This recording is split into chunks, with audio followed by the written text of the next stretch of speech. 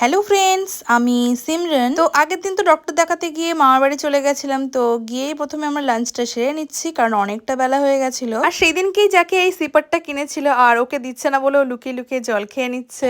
জাকিয়া ওইভাবে dress change করছে, আমি ও খেতেই দেয় না। ও বলছে এক্ষুনি আসছি। আলিয়া মার খেতে কিন্তু লাগবে তুই লাগামে বের করে দেব।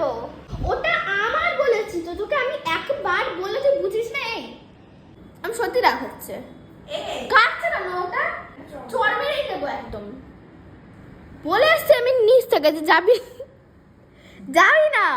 তো ওদের একটু মিথ্যের রাগারাগি করার পর আমরা রেডি হয়ে নিলাম বাজারে যাওয়ার জন্য। তো আমি জাকি আর মৌসুম আমরা তিনজনই বাজারে গেছিলাম। তো আমার বোনের কিছু কেনাকাটা ছিল, সেগুলো মিটিয়ে নিয়ে তারপর আমরা চলে গেলাম বোনকে ডক্টর দেখানোর জন্য। ওর বেশ কিছুদিন ধরে নাকি চোখে একটু প্রবলেম হচ্ছিল, সেই জন্য নিয়ে গেছিলাম।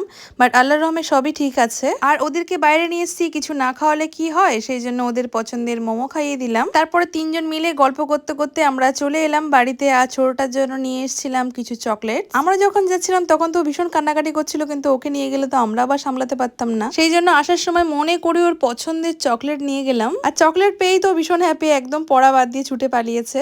এখানে এসো, এখানে এসো, এখানে এসো, সারা এখানে এসো। আপা কি বলছে দেখ।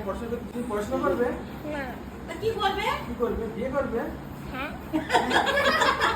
আচ্ছা তোমার হয়ে গেছে 5 মিনিট। এই দুই ভাই বোন এত পাকা পাকা কথা বলছিল যে ওদেরকে ভিডিও না করে আর পারলাম না। তারপর এই তো দীর্ঘ 15-16 দিন পর একটু চা খেলাম। চা আমার এত পছন্দের, কিন্তু এই চাটা খাওয়া আমি আস্তে আস্তে কমিয়ে দিচ্ছি। আর এখানে আলিয়া এসে আমাকে বলছে যে ফুম্মি আমাকে টাকা দিয়েছে।